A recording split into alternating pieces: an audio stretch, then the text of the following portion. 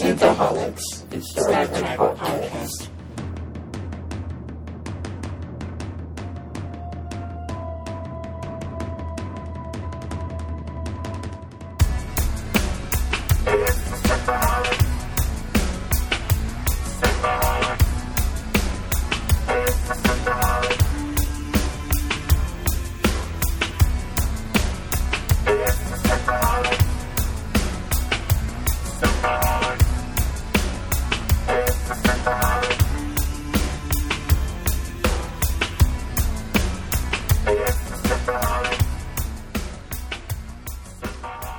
Welcome to Synthaholics. This is your host, David Duncan, and with me is the suffering Aaron O'Brien. How many times have you seen yourself die today?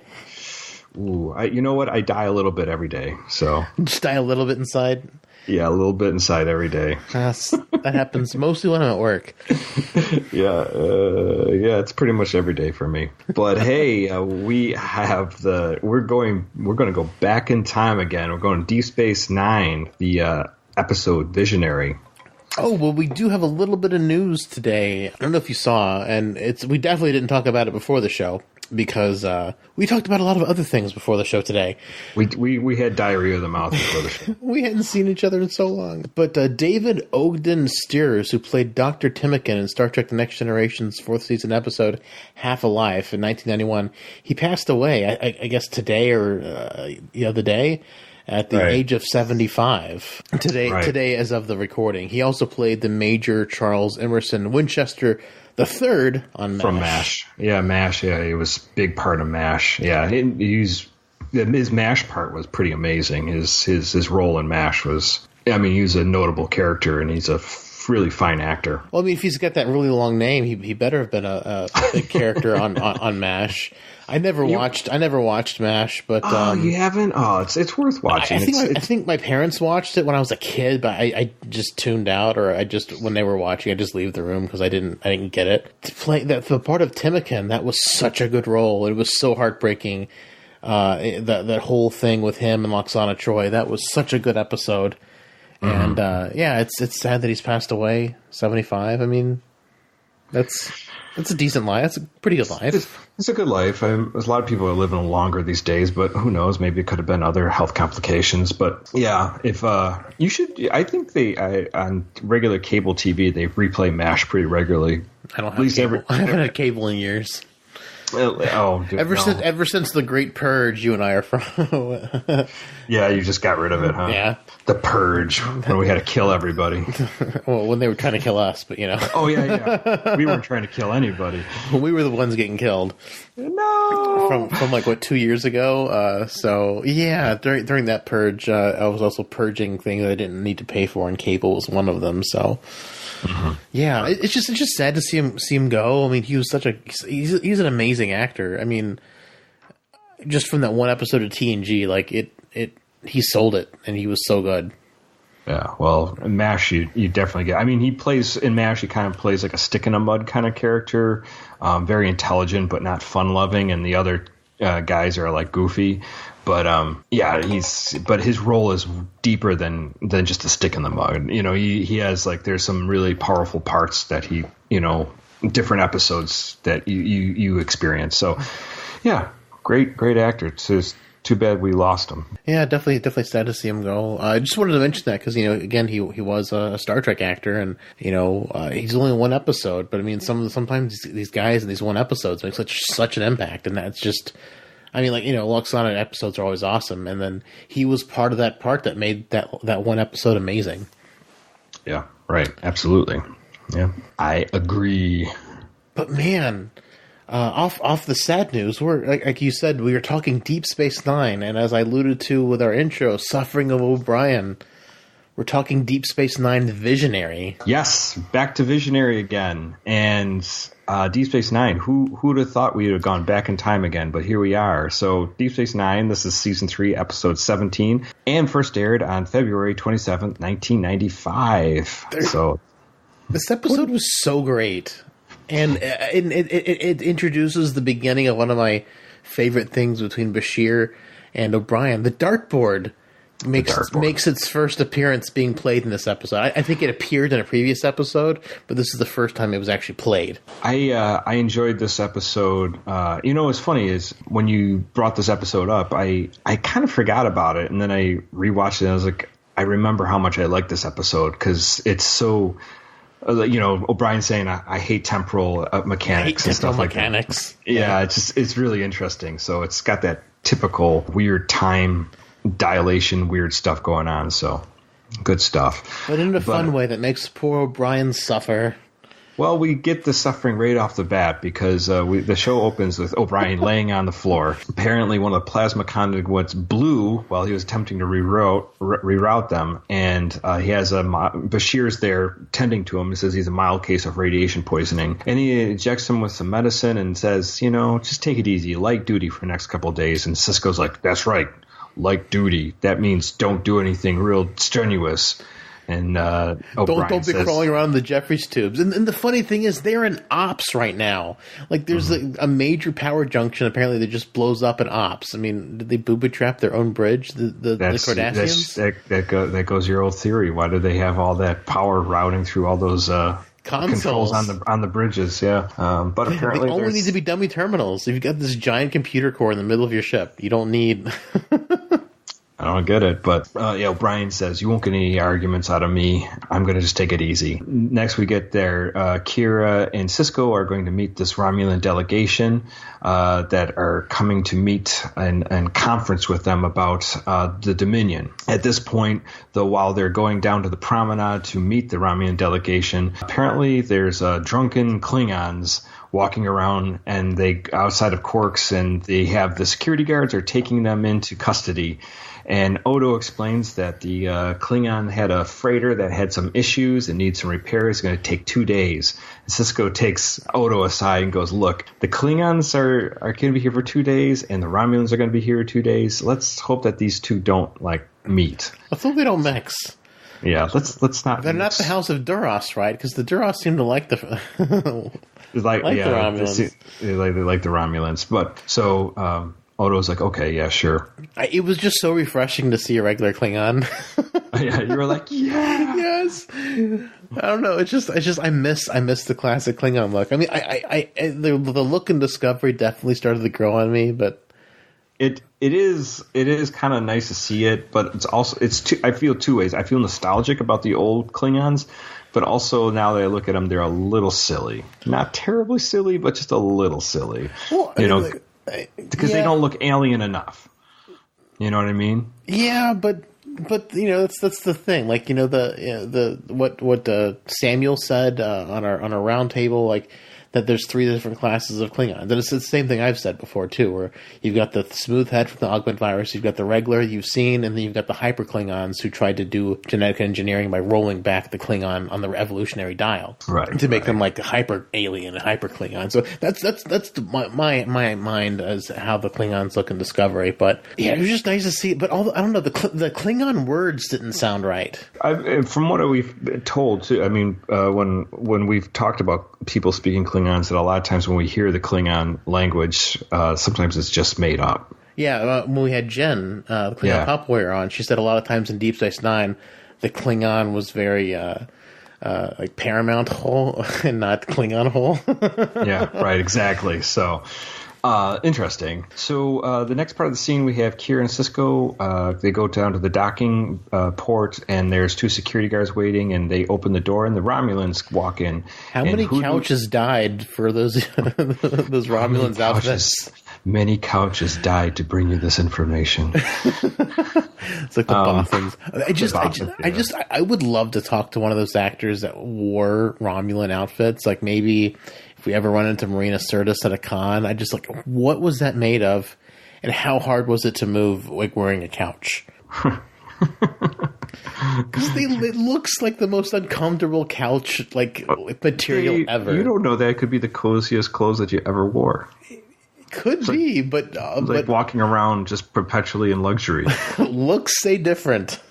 They look so stiff, and they do look stiff. And the thing is, back in the day, these are a 3-4 ratio. Like, they can't even fit the entire uniform on the screen, they got to cut off part of the arms because when they get close-ups on him. It's funny that you're talking about size too, because this scene exactly when the Romulans are coming through the docking port and they're like bending down through that tube, and I'm like, why would they just make that tube just like a half a meter taller? Just because, I mean, like, not everyone is short. Like, what if Saru walked through there? You know, he'd literally be like on his hands and knees walking through, like, hey. You know, he'd have to like crouch and like a tippy toe on his hooves. Yeah, it's crazy. And the thing is, Cardassians aren't short. It's not like they're kind of taller. Yeah. Cardassians are like, they're not Jawas. They're tall. They're pretty big. I mean, I'm sure some Cardassians are short, but I want to say most of the actors who play Cardassians are tall. You just put in my head a Jawa space station. It's like a giant sound crawler. I'm kind of liking this idea. Well, so we get the Romulan name Ruan, and steps out, and he's a reoccurring character in Deep Space Nine, and the actor plays like a bunch of admirals and stuff like that throughout all Star Trek. Star Trek, right? He definitely looks familiar. Oh yeah. So he even played a Bolian, to tell you the truth. Oh yeah, the Bolian probably cut Picard's hair. No, not the one that. Not the one that cut Picard's hair. So the actor's name is Jack Shearer, and he played Bolian in the Deep Space Nine episode Forsaken. Vadios or but his name is Shearer. He should have been Mott. And he's also in the Voyager episode Non Sequitur. Non Sequitur, yeah. And he's also in Star Trek First Contact as Admiral Hayes. So Jack Shearer. Good for him. Yeah, getting into movies. Yeah. That's awesome. He's in a ton of shit. Well, so Ruan steps out and has got his aides, and they're basically say, hey, Cisco's like, we have accommodations. We know he took a long trip, and the Romulan's like, nope, we are not interested in that. We just want your intelligence reports on the Dominion. And we don't want to sleep on a hard Cardassian bed. That's the thing is, like, it's crazy. They're like, oh, everyone's complaining about the Cardassian beds. You've got replicators. You've got transporters. Why don't you just replicate like a regular bed?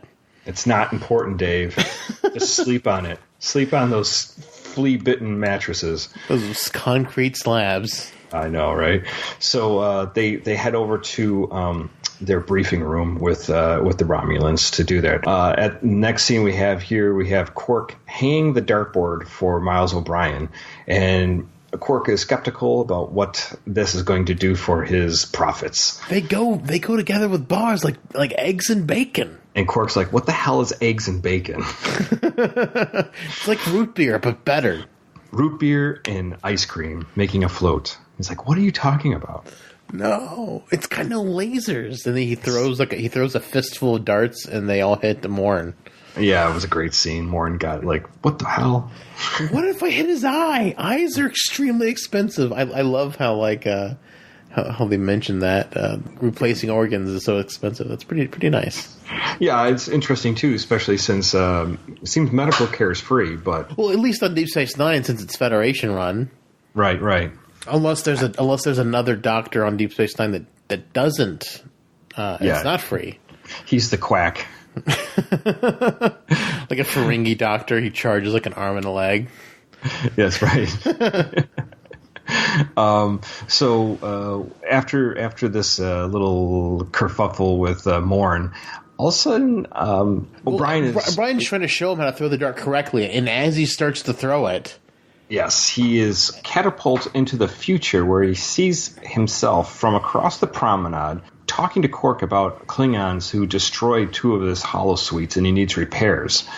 And O'Brien's like, this happens all the time. You shouldn't let these Klingons in your holosuites. And then he turns around and the 2 O'Briens see each other and then he disappears. Well, how are they destroying the holosuites? Isn't it force fields? Like, how are they breaking through the force fields and destroying the holosuites? Apparently, they're not that powerful of force fields. I guess, but at the same time, Quark says they're paying him double. But it seems to me like repairing an entire whatever would be more expensive than just getting double paid for using it. You know what I mean? Like, when you use a virtual reality device, like in a mall or something, you pay like $5 or $10, or go to a cyber cafe, you pay like, 10, 15, $20. Right. It's not much because the device itself is usually a couple $100. You know what I mean? But fixing the couple $100 device, even if you're getting paid double, is not.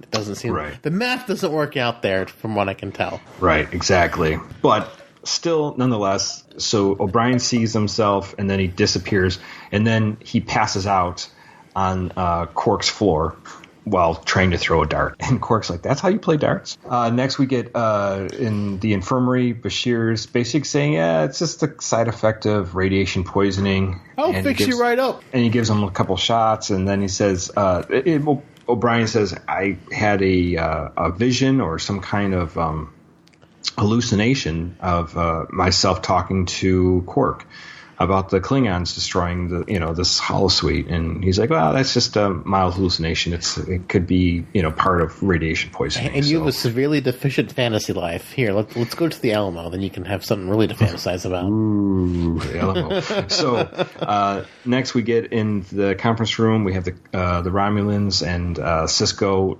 and Kira talking about the Dominion. And basically, the Romulan's like, this is the greatest threat to the Alpha Quadrant. Basically, they're giving the information that we gave the Defiant a cloaking device so you could infiltrate them and find out more information. And you're going to give us all the information, but you haven't given us much of anything. And we want to know.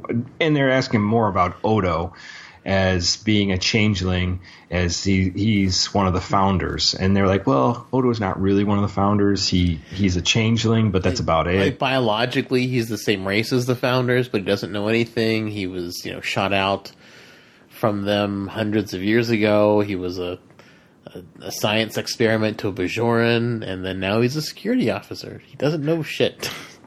Right, and of course the Romulans always being suspicious about everything. They basically say, we don't believe you, and they're like, well, whatever you believe, it doesn't matter. And next the Romulans demand that they get all classified reports, every little piece of information on the Dominion, no matter how small it might be. And Sisko says, well, I'll clear it with Starfleet and see if we can get all that to you. Then clear it then. Yes. Next It'd be funny if you just ripped off his wig. I am Starfleet. That would be hilarious. I'm Admiral Hayes.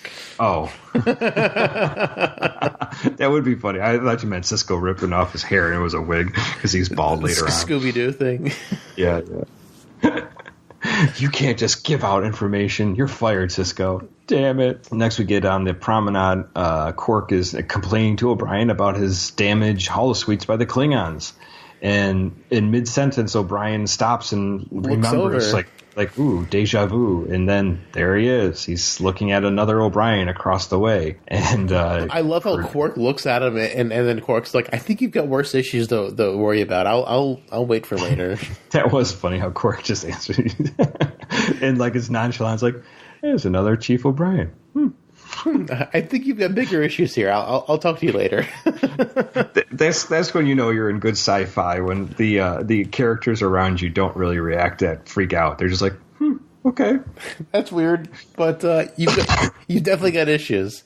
It's just so nice to have Armin Shimmerman back and watching Deep Space Nine again, because I honestly haven't seen Deep Space Nine in ages. I feel like, and it's been a while for sure. And that's the thing. It's like he's like a minor character, but he's obviously like one of my favorite characters on Deep Space Nine. And so far, none of the minor characters have really done that for me in Discovery. I can't wait. I really hope we get more with Demure, more with the artificial person or the augmented person. Maybe Tilly. You could say Tilly. Yeah, Tilly. Yeah.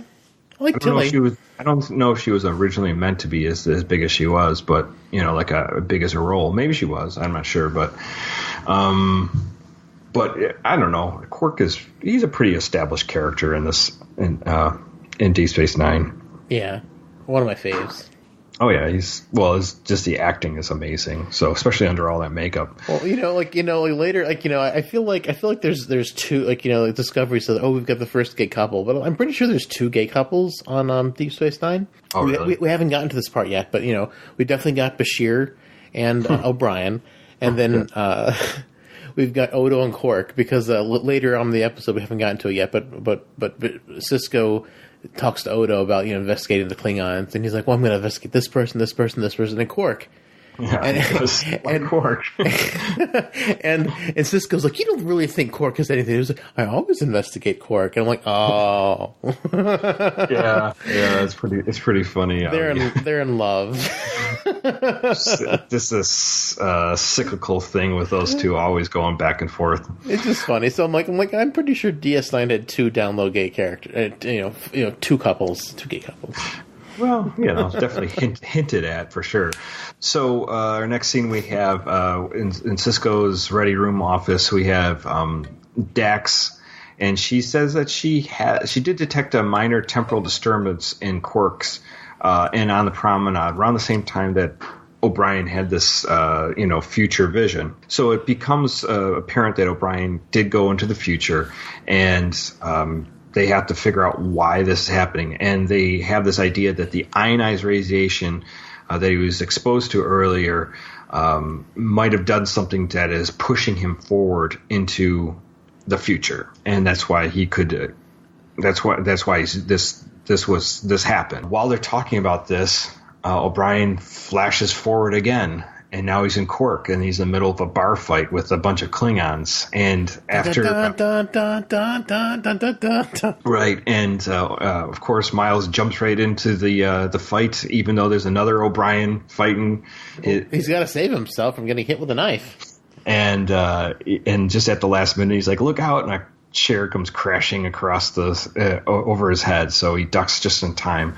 And then he comes back into his regular time, back in Sisko's office, and he passes out on the floor. So, again, O'Brien's back into the infirmary, and Bashir's scanning him and checking out what's going on. And basically, he's trying to figure out why he's doing this time shift. So they're basically, they have to do some medical work on O'Brien so he doesn't die from doing this time shifting. But Sisko basically says that Dax is going to figure this out. So don't worry, Dax will get this all figured out pretty soon.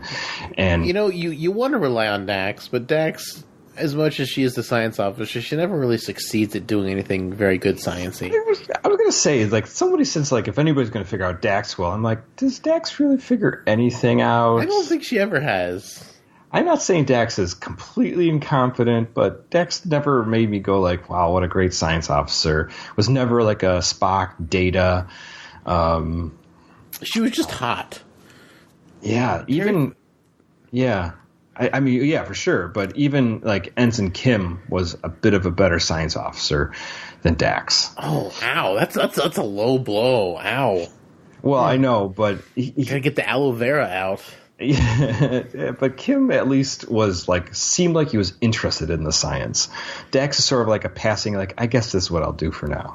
I get, as much as I love Dax, it's mostly because it's Terry Farrell, and again, she's hot, but. Mm-hmm. She wasn't really greatly written for, especially for this character that had all this wisdom and all these past lives to draw from. She made some really dumb decisions and didn't seem great at science. Yeah, I mean, obviously she has some science background, just wasn't I wasn't astounded by her science knowledge, but I feel like they just didn't know how to write her. Yeah. She's this great concept for a character, and then it's crap. How do we write this character? You know what it is for me is even this episode I think is perfect. She sets up the science parameters of why something's happening, but then the rest of everyone has to figure out how to get around it. Yeah, she's telling what's happening, but she doesn't figure out how to fix it. With Kirk and Spock will tell you why it's happening, and then figure out a way how to fix it, and then Kirk will go do it. Same thing with Data. Or McCoy will go do it. Yeah. Yeah. But, same with Data and the rest of the, Enterprise D. But this is she's oh, this is the reason why it's happening. And O'Brien and Bashir, you figure it out. Have fun. See you guys. I'm done. Yeah. I can go get Let me know how that turns off. out. Let me know how that turns out. Yeah, especially for this temporal mechanics thing. You think Dax would be a heavy Dax episode, but not really. She's really sparsely. I feel like she's pretty sparse for being one of the main characters in DS9. Yeah, pretty much. I mean, I don't know. She's interesting. I mean, for sure. I mean, you want to see more of her, but they just never wrote her in too much. Yeah. Not as much as she should have been. Well, but then again, she's also not as little as Tasha. She's like this weird in between. Yeah, right, for sure. She's definitely got more to do than Tasha, but she doesn't have as much to do as like the other characters. Yeah, it's really weird. But then again, Deep Space Nine has also like the largest main cast. Yeah, it's a big cast for sure, and everyone has like almost equal roles. I mean, even Sisko, who you think would be the lead role, you know, he does have his fair share of screen time, but not as much as you would think, or as much as Odo or Quark sometimes. Oh yeah, or even O'Brien. Brian, this is a heavy O'Brien episode, so. Well, O'Brien gets like at least like one episode a season, pretty much, for his suffering episodes. Right, exactly. And so we're back into the meeting with the Romulans. The Romulans want access to all of the Defiance logs and the ship, see everything on the ship, and they want all personal logs. And Sisko's like, what? Personal logs? Personal logs is out of the question, but we'll set up we'll let them debrief us. And he's like, Kira, just be diplomatic. And then it cuts to her screaming at them. Right, yeah, just screaming like, how dare you give me, want to go and she was asking, they were asking if Odo and her have like some kind of relationship and like why she prematurely abandoned the Defiant. It's all this stuff is great, and as much as I've ragged on Kira in the past, like her personality made that cut just perfect. Where it's like, oh, just be diplomatic. She's like, I'm always diplomatic, and she's like, then it cuts to her just screaming. It's great. Yeah, she's pretty awesome. She's always that hothead, which is, it can be annoying a lot of times, but this time it was perfect. Yeah, it was like well played, well written in there. So so we have Kira, and then she kind of like storms off, like, forget it. I'm done with this debriefing.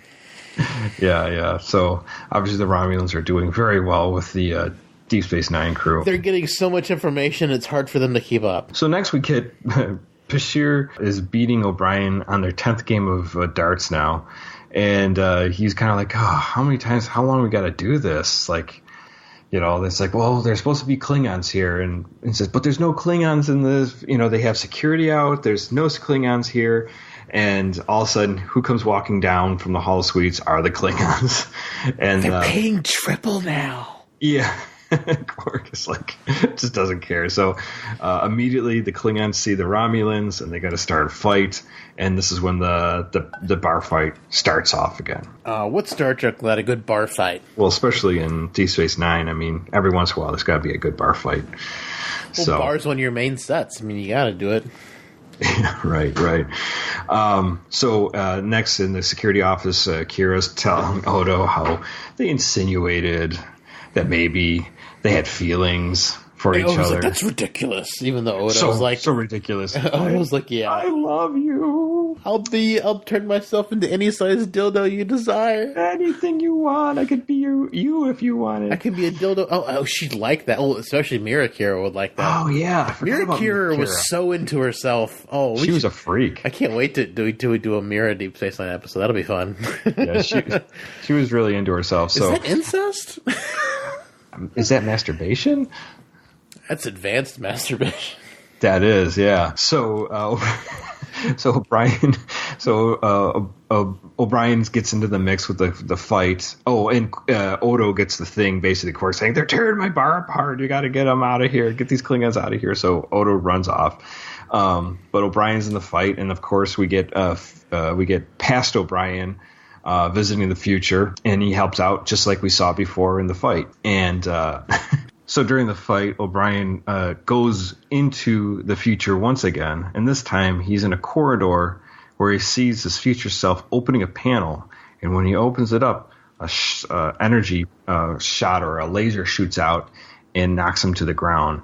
And O'Brien rushes to see if he's all right, but he's dead. It's one of those fun lunch boxes on a wall. Yes, it is, where he keeps all his phasers to shoot himself in the head. Yeah.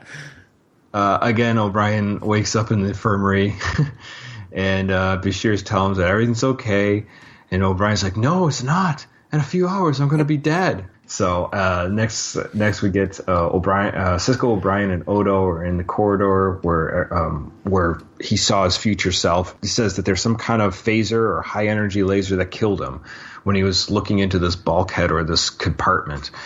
Odo opens it up, and he's like, there's nothing here. Whatever's here, they didn't do it yet. So Odo is going to put a surveillance device into the corridor, and he's going to make sure that nothing goes wrong for good old O'Brien. Which is interesting, and this made me think back to our Discovery talk about how there's no device in Discovery whenever Culber got his neck broken. But then again, this wasn't a Federation ship. This was a Cardassian ship, or space station, so different things. But I just wonder why internal sensors wouldn't pick it up. Well, they had to specifically put like a specific monitoring device there. Right, exactly. But it just made me think. I'm like, maybe they don't have monitoring on everything. But then again, it's a Cardassian station, so anything Federation wouldn't necessarily carry over. It just made me think because things I just trying to think about things I pointed out in Discovery and things when they come up in other series. Like, oh, that's interesting. They're actually planting a listening device or a camera or something. Right, and it's interesting too because this episode too with their tech, there's a lot of real interesting nuances that they put in here. So I think whoever when they wrote this, they made it really really cool. Like they had some real cool ideas going on here. So at Ops, Dax says that she's been scanning surrounding space, and that she's looking into the lower subspace bandwidths. And she's found some Tetryon emissions. So that might explain why O'Brien's moving into the future. And I think she said she thinks it might be a microsingularity, but they can't trace it because it's too deep in subspace or something. Right. And then O'Brien says that you wouldn't see that outside a neutron star. And Romulan warp device. I know, it's funny because then I'm thinking about that creature that lived in the Romulan warbird that I forgot which episode from Next Generation. But yeah, there's a whole Next Gen episode on it. Like, wasn't O'Brien there during that time when they had that whole like where the time would freeze? Romulan warp. I almost want to see a Star Trek series from the Romulan point of view on a Dideridax class warbird, because like those singularities that they harness for their warp core or their energy device. They cause those sorts of problems when they just pop up here and there in Next Gen or here and there in Deep Space Nine. Like, how many problems do these Dideridax cruisers like cause just inside of Romulan space and things that Romulans do? These damn warbirds.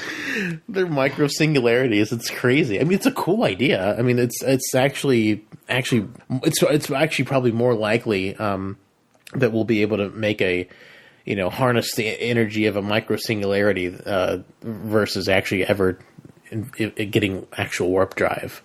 That's just because just the way the science works on it. From what I've seen on the PBS Science Channel YouTube thing, that they talk about different kind of ways to do theoretical things. They're saying like harnessing like a miniature black hole would be or a small singularity would be way easier than warp drive. And I'm like, that's interesting. Yeah, it's cool.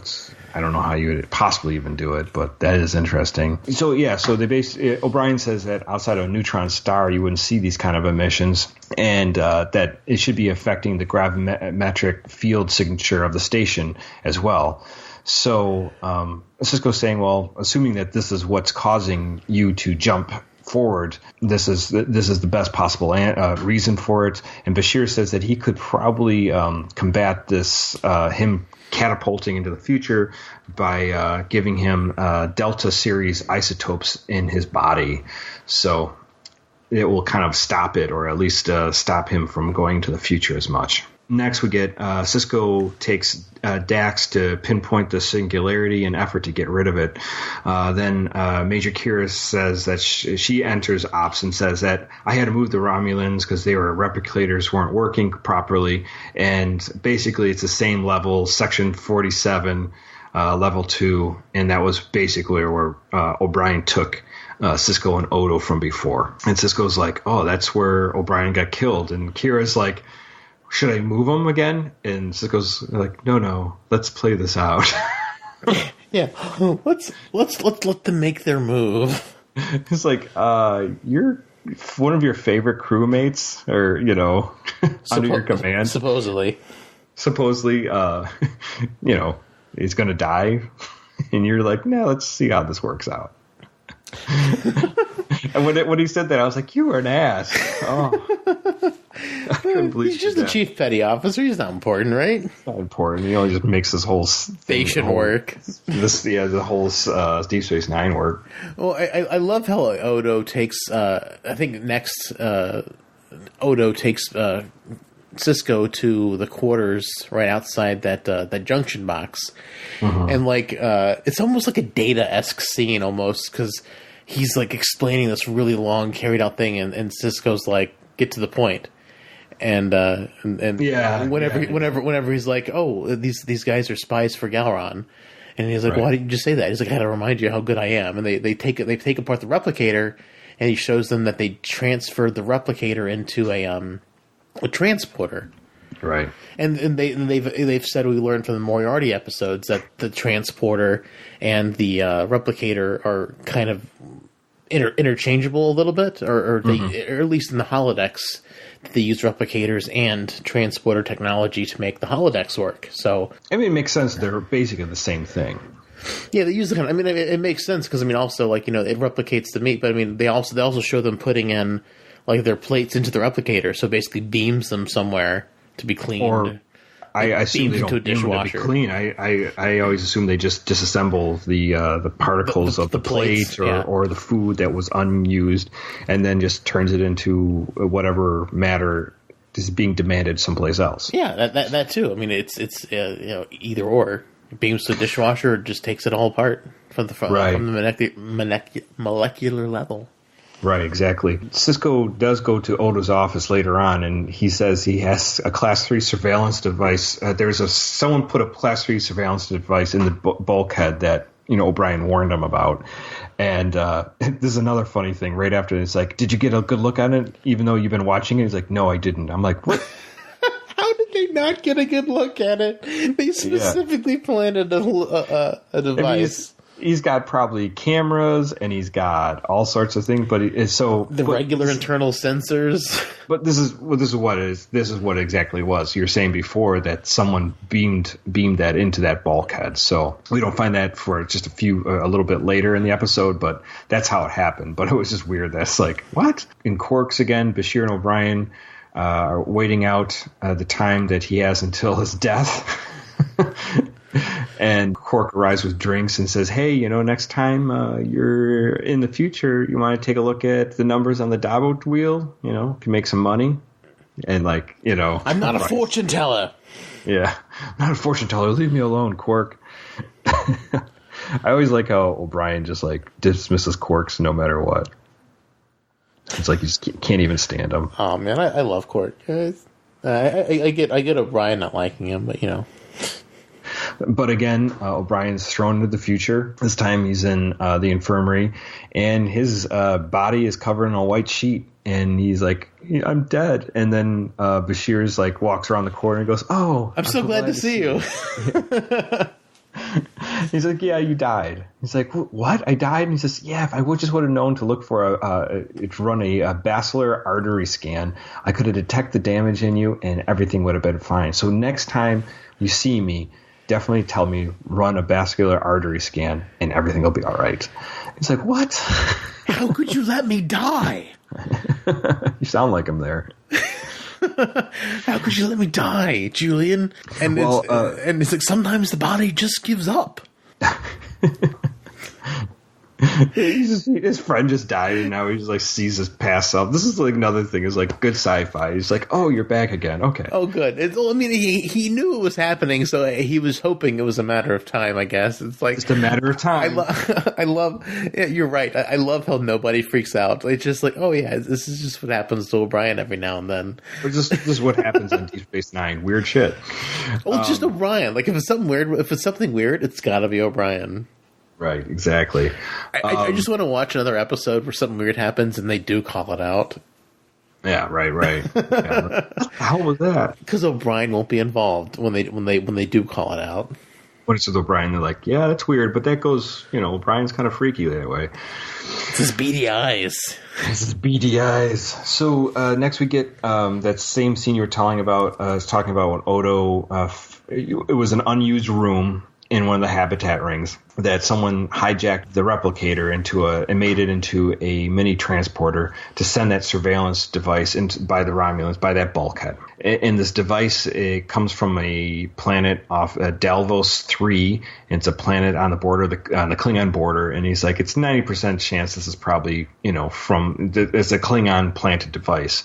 And Sisko, after a lot of pontificating, they're like, let's just get the Klingons into custody. And Odo says that there's no careful way to question a Klingon, which is true. Yeah, I like that. It's especially more when you're looking at L'Rell. There's no delicate way to question a Klingon. Just start beating the crap out of them. Yes, do that. So back in the infirmary, O'Brien's there once again. He should have like a punch card. How many times he showed up in the infirmary. By the 10th time he gets a free infirmary ride or something. He gets a free prostate exam from Bashir. That's just what he wanted. So he wakes up and tells Bashir that he needs to run this basilar artery scan or he'll die in a few hours. And he says, well, who told you to do that? He's like, you did. Who am I to argue with myself? It's like Bashir's in love with himself. It's kind of creepy. Bashir's so in love with himself. It's kind of creepy. Obvious. But it's also like he's also in love with O'Brien, too. It's really funny. Like, just watching the way he talks after not seeing Deep Space Nine for such a long time, like, there's something there. There's definitely something there. Right. Next, we have Odo brings in the 3 Klingon operatives, and then he accuses them being spies and saboteurs. And then he says, I'm willing to forego telling the Klingon intelligence that you've been captured because I know they don't look good on people who fail in their missions. He says, but we have to talk about what's going on here. And the Klingons are like looking at each other, maybe we might talk. Because I don't know if Klingons' intelligence are going to be that forgiving with it as Odo might be. I just love how Odo just like gets in under their skin. It's great. Right. Great. So we're back in ops again. Bashir tells Sisko that he's eliminated most of the radioisotopes from O'Brien's system, and his last treatment will be in a couple more hours, and there should be no more time shifting. Dax talks about the quantum singularity, and it's orbiting the station in a roughly elliptical pattern. It's an elliptical pattern. It's kind of like Halley's Comet. So every 5 hours it gets close. I wonder why that is. I wonder. And then O'Brien is saying the anomaly is radiating this temporal energy at and it's causing the time shifts. It's pulled like a magnet. Yeah, at the very last minute there we have O'Brien shifts again into the future, and all these people are running into a runabout, and there's some big commotion. You can tell there's like evacuating Deep Space Nine, and he sees his future self at the helm of the runabout, and he's basically ready to take off. And he goes, "Oh, good, you're here." And says there's something happened. There's the Deep Space Nine was, it's blowing up, or it's going to be destroyed. And I don't know why. You should go back in time and figure that out. Yeah. And so he comes back. So O'Brien wakes up. This time he didn't fall down. He just kind of is like still pointing at the screen. He goes, "Oh, we got a new problem, sir." Like, it's kind of funny because if you think about it, like as Sisko and everyone else's viewpoint, this got to be really strange. Some guy just saying like, "Hey, I've been to the future just this last like half a second." Yeah, it's there's literally no time in between, because that's why reading the Memory Alpha, that's why they started with the dartboard thing at the beginning, is to show that whenever he makes these jumps, no time has actually passed in the present. Mm-hmm. Right, exactly. Well, except every time he ends up in the infirmary in the next scene. Well, sure, but I mean, like, whenever the first time he cuts back, like, he's in mid-throw, and then he finishes the throw, and then he collapses. Right, exactly. And this time, they're in the middle of conversation, and then he flashes, and they're still in the same conversation. He's like, "Hey, look, guys, things just got worse." Right. Yeah. So obviously the station is going to be destroyed somehow. So Sisko asks Sisko talks to O'Brien about the time shift and any clue why the station was destroyed. And O'Brien's like, I couldn't see anything. What about windows are really small? If we only had a Discovery style window. And so Sisko orders basically silently prepare for evacuation if we need to. And we don't want to alarm the enemy that know that this attack's coming sooner. And Bashir's like, maybe we can trigger the time travel on purpose. And to find out exactly why. So they're going to try to push O'Brien into the future. But this time, maybe not so far in advance, maybe a little bit sooner. So maybe like 2 or 3 hours. So in the infirmary, Bashir gives him this device that puts onto his arm that injects 2 rads of doses of the delta isotopes, and this will get him to jump into the future. And he's tried to calibrate it, how far he'll send it. He's like give or take half an hour. Yeah. But so what's interesting in that scene, according to Memory Alpha, the little device Bashir is holding to when he touches the thing on his arm. It's actually the Deradex warp nacelle with different kind of lights in it. I read that on the Memory Alpha, and I rewatched the episode, and I paused it, and I'm like, that is totally the Deradex thing. That's hilarious. He's holding a little bit of a Romulan warbird in his hand. I'm like, that's hilarious. Well, so there you go. That's why he's jumping back and forth in the future. So O'Brien pushes the device, and sure enough, he goes into the future, and this time he's in his bedroom. He wakes himself up. Why is he in a single bed? I don't know. And where's Keiko? Yeah, Keiko goes away a lot in Deep Space Nine, so that's understandable. But why is the bed a single? Because they definitely had at least a double or a queen when she was around. It doesn't make a lot of sense. Maybe he's in Molly's bed because he feels sad. Molly's gone, baby girl. So he basically, as he wakes up his future O'Brien, and he's basically telling him that there's something that's going to happen, and we have to figure out why Deep Space Nine explodes. Wouldn't a future O'Brien be already on this? That's the part I don't understand. So obviously they're probably making like different like splits in the Prime universe. So it's like 5 that's what I'm thinking. This episode is like 5 or 6. Or I guess he time travels 5 times. So there's like 5 splits in the Prime universe in this one episode. Yeah, so it's different ways he could have died. In the future. So they run up to Ops, the one still in his bathrobe, and obviously the O'Brien that jumped forward in time because of the 2 rads, he's feeling pretty sick and he just lays on the floor. I'm gonna take a nap, guys. I'm tapping out here, guys. It's like if the station blows up, don't wake me. So at that exact moment when he's passing out, a Romulan warbird comes out of cloaking and starts attacking Deep Space Nine. And he's like, I'm not going to make it. You got to go back. You got to go back and tell him. He's like, but I'm not you. It's like, yes, you are me. I'm you. You're me. And then I thought about the SNL, the Mad TV Arnold Schwarzenegger video. Yeah, right. I'm your clone. I'm you. You're me. Yeah, exactly.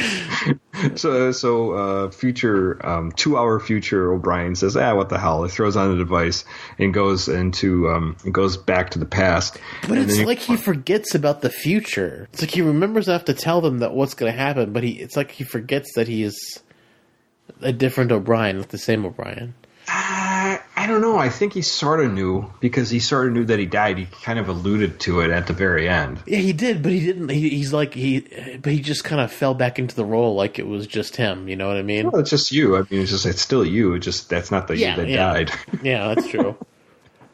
So he warns them about he warns Sisko and everyone about the cloaked Romulan warbird. It's the Deradex cruiser. Let's put all our torpedoes on it. Make sure it doesn't kill us.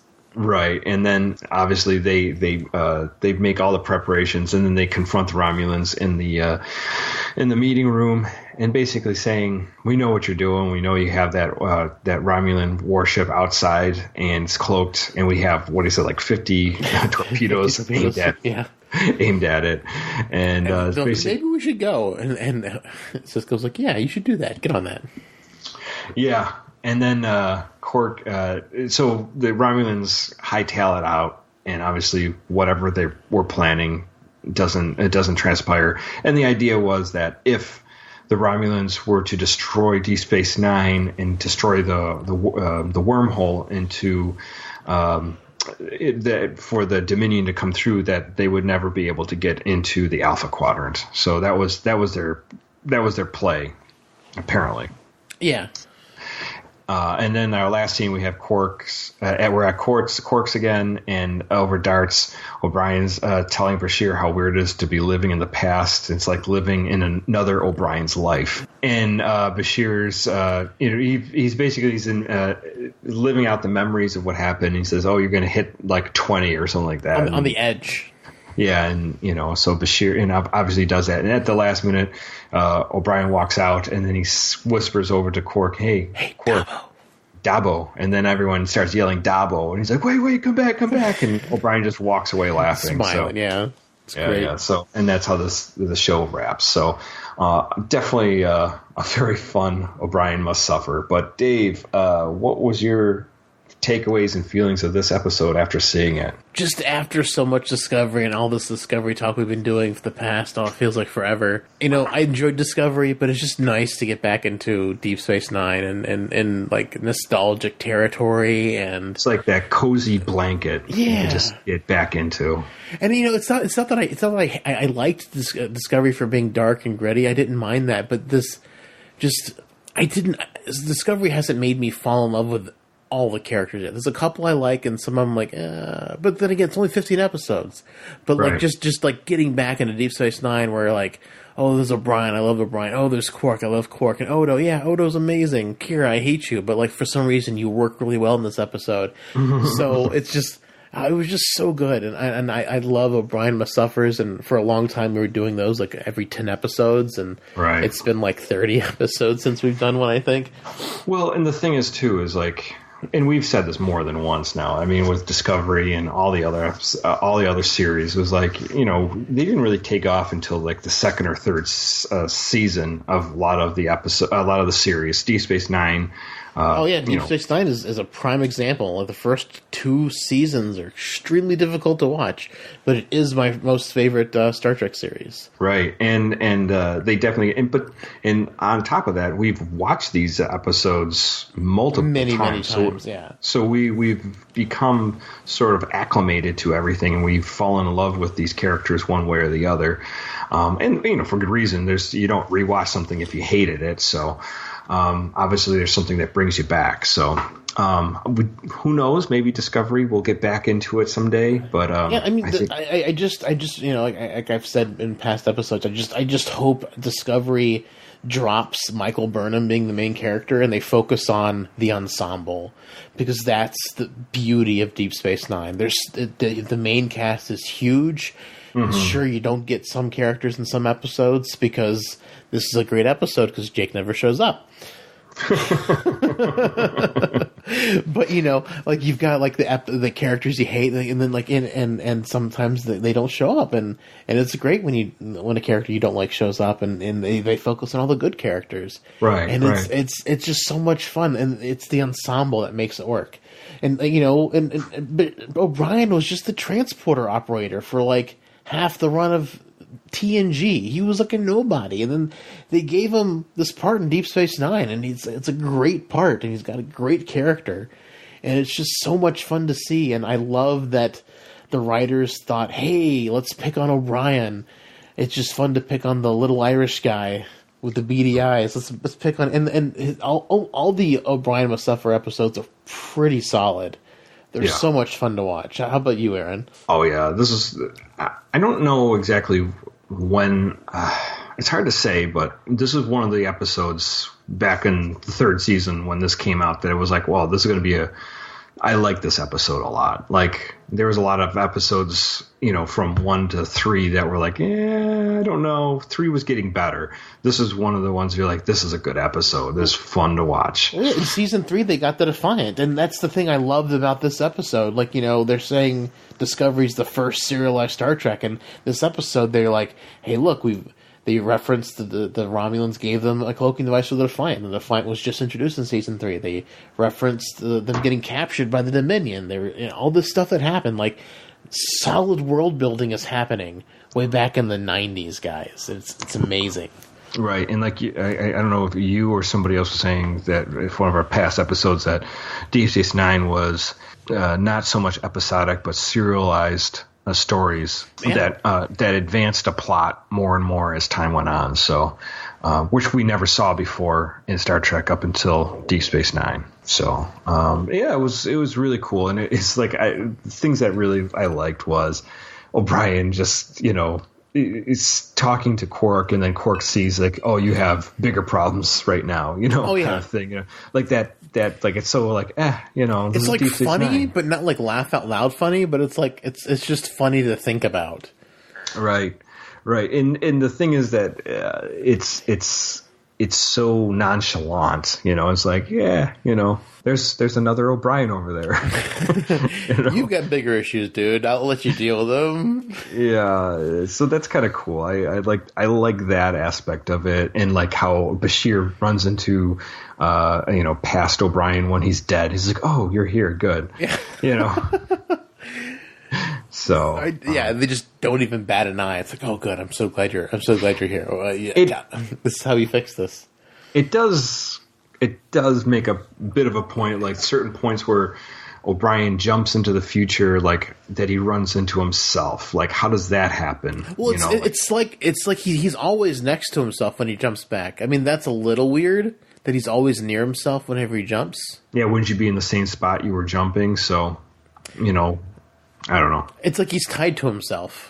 Yeah, I don't know. I mean, obviously, this is like all like theoretical. People put someone jumping into the future and for a few seconds seeing himself. I mean, there's no real science behind it. It's sort of fantasy with science kind of padded around it. So yeah, like reading the Memory Alpha, the science advisor wasn't crazy about it. He said, it was super campy, saying that radiation was the cause of it. But it's kind of fun, thinking about how it's not just radiation; it's the Derridax's micro singularity that they use as a power source, which is fantastic. Who knows what kind of weird side effects that could have? Sure, absolutely. A micro singularity is a weird thing. Like controlling a singularity, you're feeding it enough, and it's harvesting it. You're feeding it to keep it stable, but then you're also harvesting the power the Hawking radiation that it emits. So it's really cool. Yeah. I like that too, and I like we talked before how we've seen the Romulans' propulsion systems cause problems. Yeah, well, they freeze time. yeah, it's cool. It's cool stuff. I enjoy seeing all that. Isn't that also the one where like Geordi and Ro were like sort of dead, and they were like no one could see them? That's what they thought. Yeah. Yeah, it was. They were all in a shuttlecraft with Picard, Ro, Troy, and Geordi, and Data. Yeah, and then they see like Beverly getting shot in the middle of getting shot in the gut by a Romulan disruptor. It was great. Right. Yeah, it was cool stuff. So, and it happened to be like an alien that was living inside the Romulan warbird. So it's just so cool. Like the things they could do. I mean, sure, they may not be super scientifically sound, but they're fun ideas. Oh yeah, super fun. And that's all you can really ask for in like science fiction, especially back in the 90s when a lot of the science wasn't super well understood. I don't think. Yeah, I mean, because they're still working out like how quantum stuff works now, and they're working out ways to explain it. And I mean, I know it's been around for a while, but there's all the way reality works with physics and science and all that stuff it's constantly being reevaluated and constantly being updated because the way things are perceived aren't always how they are. It's just super fascinating. Yeah, absolutely. And I don't know, it's one of those things that obviously Star Trek always kind of like takes a little science and then just peppers it up with, or shoot some drugs into it, makes it crazier, and then you're just like, wow, this is fun, but it's got a little science to it, so your imagination can run wild there for that 40 some minutes of that episode. So yeah, cool stuff. I really enjoyed this episode. Like I said, this was one of the third season episodes that made me go, wow, this is awesome. Yeah. It's definitely one of the ones that sticks out because, like I said, the first two seasons are rough. The third season is a little bit rough, but the third season definitely opens up a whole lot more because we know about the Dominion War threat that's looming above. We've got a starship, so they're not just stuck on the space station all the time. They can go take starship missions with their Defiant. So season 3 starts opening up, and next season we get Worf. Yeah, right, exactly. So it's just Deep Space Nine just evolved so well. It's just I love it so much, and I recently did like a write-up for the Geekiverse where I rated my favorite Star Trek series, and of course I put Deep Space Nine as number 1. Yeah, a lot of people feel the same way as you do. I mean, I enjoy Deep Space Nine. It's just I just grew up with the original series, so that's just I have a soft spark for it. I mean, I grew up with the original series. My dad had all the episodes like on VHS tape. We'd watch those all the time, or we'd catch reruns. And really, when I started, it was like I grew up with TNG because I remember anticipating TNG coming on because we liked the old Star Trek. Right. So I remember anticipating TNG, and I remember that was always a Saturday ritual. Mom would make awesome homemade pizza and then we'd watch Star Trek TNG. It was great. And then for whatever reason, we didn't stick with Deep Space Nine. Like maybe like Dad also kind of fell off the wagon because the first couple of seasons of DS9 were rough. Voyager, we fell off the wagon too because I don't think I've completed Voyager until a lot later in my life. It was funny you said that because there was somebody else was talking about that. Another YouTuber was talking about Discovery, and then they were mentioning how in the beginning of the first season of Deep Space Nine we see the Enterprise fly away, and the guy goes, "Wait, don't leave me alone with these strangers." Oh, that was Red Letter Media. Oh, was that who it was? Yeah, I thought it was funny. So I was like, that's hilarious. Because kind of like how I felt when I saw that. I was like, wait, who are those? I don't know these people. They're all weird. Yeah, that was the Red Letter Media, one of their reviews on Discovery. So yeah, if you guys have not heard of Red Letter Media, check them out. They do amazing stuff. I've not personally talked or met any of these people, but they do amazing things. They've got the Plinkett reviews. Where they rip apart the 4 Next Gen movies and the 3 Star Wars prequels and Episode 7 and Titanic and Indiana Jones 4. Those are great.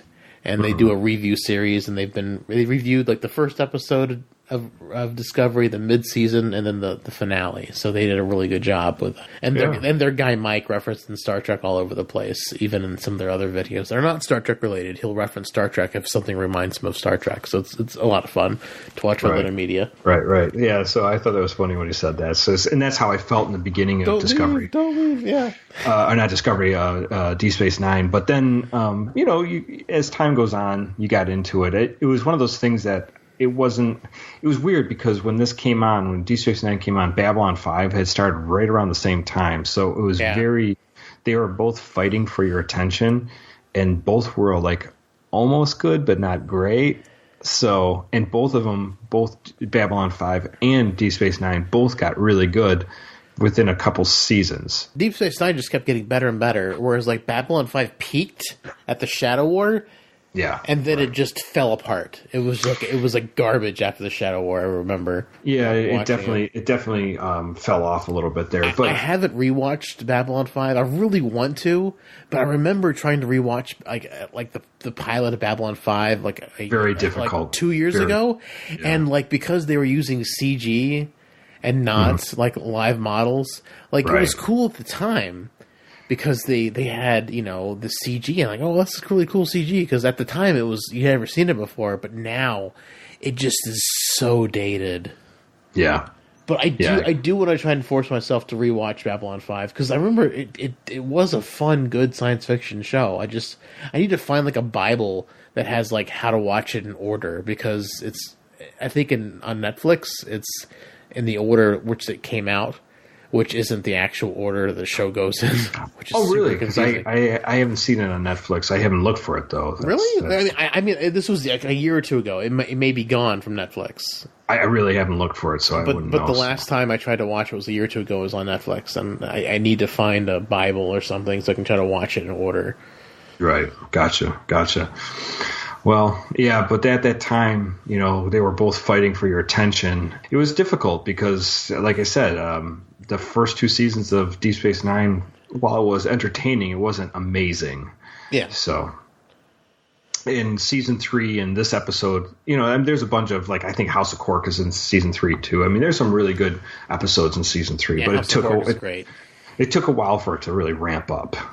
So Actually, I think that's what happened. I think we switched to Babylon 5 because I think we liked Babylon 5 better at the time. Because I remember falling off of Deep Space Nine really fast. You're like, I don't know. Yeah, but anyways, yeah, so fun episode for sure. It was. Did you read the whole Memory Alpha? No, I haven't read the whole thing. Well, no. I was reading it today, and it was really weird. Like a lot of people were unhappy with it. Like on the production side, I don't know about the actor side, but the production side, a lot of people were just unhappy with it because they felt like it was like too TNG of an episode, like too techno-babbly, and like this could have happened in any series. But I don't know. Sure. Having the weird time displacement and thing, it could have happened anywhere. But I don't know. I felt like they did great world building in this episode. They referenced stuff that happened in previous episodes, which was great. They're establishing continuity inside the series. Like these events happened, and we're referencing them, and they're building stuff to go to the future.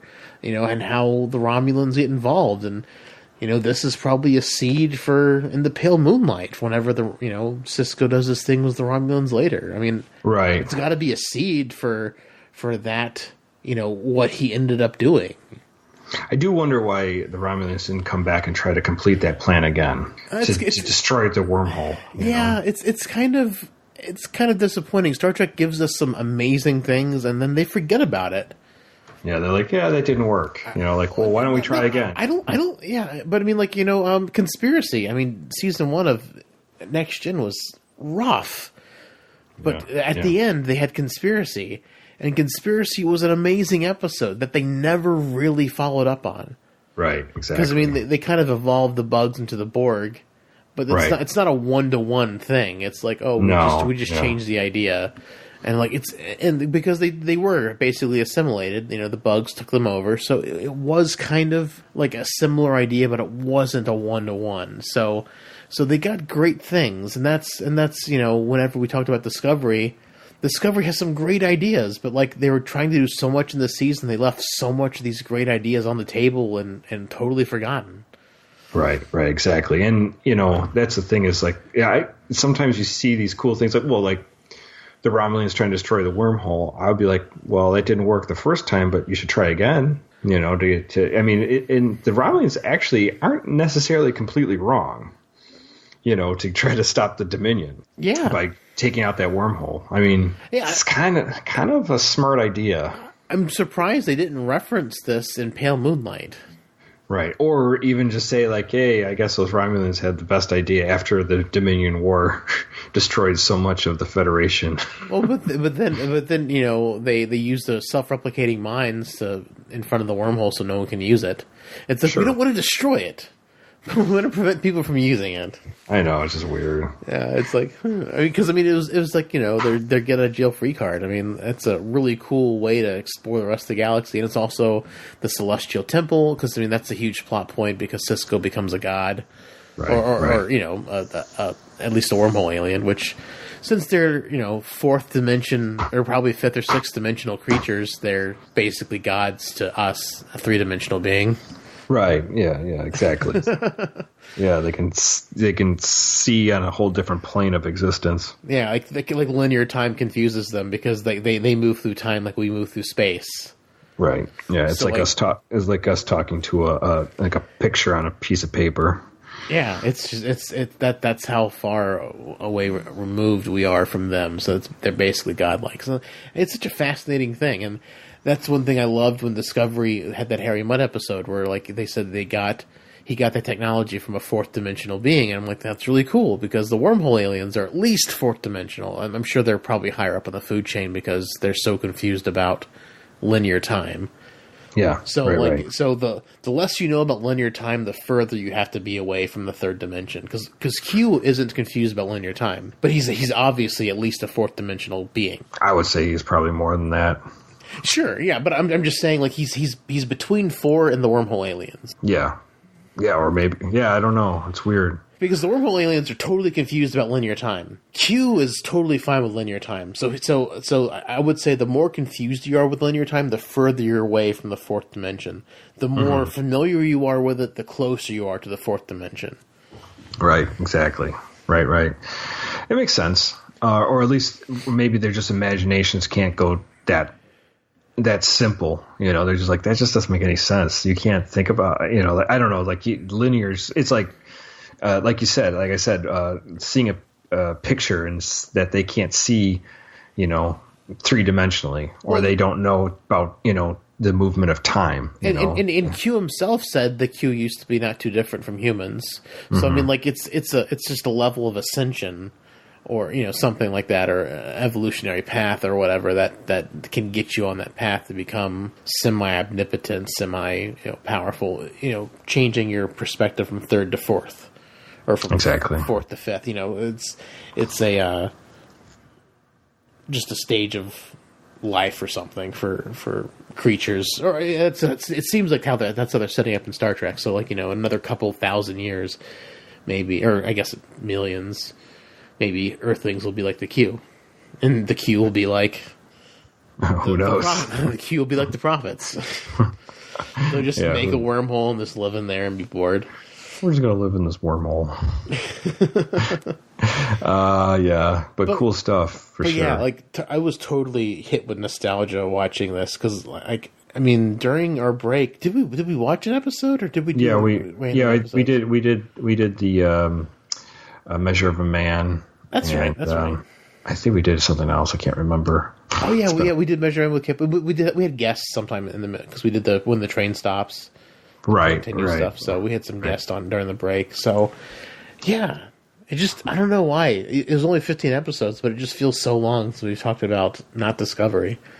I know we've talked about Discovery quite a bit. It's hard. I mean, even in this conversation, we've heavily talked about Discovery. Sure, but I mean, now that Discovery is a thing, it's hard not to compare it to other things as we're revisiting these old things. Right. Well, because we've been our whole brain has been like hijacked by Discovery for the last almost 9 months. I don't know how long it's been, but it's been a while. Since September. So yeah, it's been a while. 7 months. Yeah. So yeah, it's fascinating, and now going forward, we're living in a post-Discovery world. So anything we talk about now that, especially if I called something out in Discovery, I'm going to try and think about it. And if it comes up in another episode, I'll be like, oh, well, that's interesting. Because like I said, the listening devices, and I'm like, okay, well, I can maybe see why they didn't know how that Ash broke his neck. But then again, at the same time, they're not on a Federation ship or a Federation space station. It's completely different. Since they're on a Cardassian space station. So, who knows? We're not told how standard procedure, how security is set up on starships. So we don't know. But it's just interesting to think about, and it did make me think about how I called out that scene, and it made me reevaluate that. It's like, maybe they don't. So it's just nice to be like, see things in Star Trek that are canon. And it's like, okay, well maybe I can be less harsh, or maybe I was too harsh in the past, and I can take a step back. Like, oh, that's interesting. Yeah, I think that's for sure. And I've said this more than once, that we have become so spoiled with all the choices of entertainment that we can be super critical on things. And I've often thought, if we would have seen, the first, New Hope Star Wars movie now, we'd just probably mock it into, extinction. And there would never be a Star Wars series because we're just so jaded with everything. We say, that's crap. Oh, that's shit. So we go back to this Deep Space Nine episode, and it's a great story and it's fun to watch all the characters and everything, but there's not like there's any plot holes anywhere in there. You could pick this thing apart. It's just funny when Discovery comes on, we just tear everything apart and dismantle it and talk about why it works or why it doesn't work. So it's just a different take. Yeah, sure. But when the next Star Trek series comes out, we'll be tearing that apart, and we'll be looking at Discovery with nostalgic eyes. So it's just I guess it's just the way things work for fans and fandom and everything. And it's not to say we hate Discovery, because we both immensely enjoyed it. We just had qualms with it, which is, I think it's fine to have qualms with something. Sure. Yeah, you could be objective. Yeah. And that's what we always try to be with anything we watch. Even as nostalgic as we are with this, I'm like, that seems kind of funny. We do try to point out things that are like, maybe they didn't think this through, but yeah, this one was just so much fun. Yeah, it was fun. It's like going to visit an old friend or family. You're like, oh yeah, we haven't seen each other in a while. Oh yeah. So, yeah, it's good to get back into the old episodes. Absolutely. So, next week will be something old again, or maybe we'll get back into one of our But old is new. Old is new, yeah. And we can watch everything with a post-discovery lens and try to see how that all works. Yeah, that's right. See what's going on. So, anything else about this episode? No, not for me. Yeah, it was a fun ride through nostalgia. All our music is found at Warp 11. You can find them at warp11.com or Warp 11 on Twitter. With the show, you can find us at synthaholics.com. You can email us at synthaholics@yahoo.com. And you can join the Facebook group at facebook.com/group/synthaholics. Please come in and join the group. It's so much fun getting to interact with all of you who listen to the show and just have fun talking about Star Trek, science, and just funny things that we find funny that are science fiction related. So please go ahead and join us. It's so much fun. Also, absolutely. If you guys have a YouTube account, check out our YouTube channel, youtube.com/synthaholics. Our podcasts show up there. So if you just like to have something going at work and you don't have iTunes or something on your phone, you can just put us on YouTube and just listen to us in the background. We've got Discovery reviews we're still putting out. We've got one more to put out, and then I've got to figure out something new to put out for you guys as a weekly Star Trek thing or a weekly science fiction thing. There's also the weekly cocktail tutorials. Today, as of the recording of the episode, we dropped Romulan Ale, so it's really tasty. Aaron had it last week. Very good. Yeah, so, good stuff. Strong, too. Yeah, it's got Everclear in it, so you know it's legit. Absolutely. And hey, if you can go on to Apple iTunes, rate and review us there. We appreciate that. That helps us get seen by more people. And if you have a little bit of money you could throw our way to keep our podcast going, go to Patreon.com/Synthaholics. And that's a great way to support us. And if you don't have any money to throw us, we totally understand. But a great way to tell people about the Synthaholics and our podcast is word of mouth. Just let people know us, that we exist. That helps people, listen to us more. That's terrible. Well, yeah, but to listen to us more, find us more, because we're trying to grow. We're not a huge Star Trek podcast, and we would like to get to more ears. It's super encouraging. Sometimes when people either message us or leave us a comment on our podcast on YouTube and say, "Hey, look, you guys are really balanced, review on Star Trek." It's just so nice when people are like, they're like, "Hey, you guys are really objective. You guys call out the good when you see the good and bad when you see the bad." It's really nice seeing that instead of just, "Oh, you hate Star Trek." I'm like, no, we don't. So it's nice when we see that. So more people, if people are interested in objective Star Trek reviews, let them know that what we do, because we try to be super fair. That's right, we do. And just people like to go back and watch or listen to our takes on different episodes like this one. Going back, it's like, oh yeah, I forgot about this episode. This is a great episode. And then you'll want to I want to get back into Deep Space Nine again, because I've been watching so much Discovery. So maybe that will spark your Trek needs. Yeah, absolutely. So yeah, just it's great to share, because it just helps us spread the word, and we don't do really any advertising other than just I share out the show on Facebook and on Twitter, and then I just kind of leave it up to the podcast gods for whoever to find us. So if you guys like the show, share it, tell your friends about it, because that's word of mouth is going to be one of the most effective ways to listen to podcasts. Half the podcasts I listen to are either from my friends or recommendations from my friends or podcasts that my friends do. Shout out to Chris Chavez and Robbie Palmer and people that we know who do podcasts in the Buffalo area. Absolutely. Good stuff. Well, thank you all so much for listening. It's been a great ride revisiting Deep Space Nine Visionary, or Suffering Over Brian episode. We hope you guys enjoyed it as well. Thank you all so much for listening. Live long and prosper, one and all. And we'll both shit our pants. You're the best drinking friend I ever had.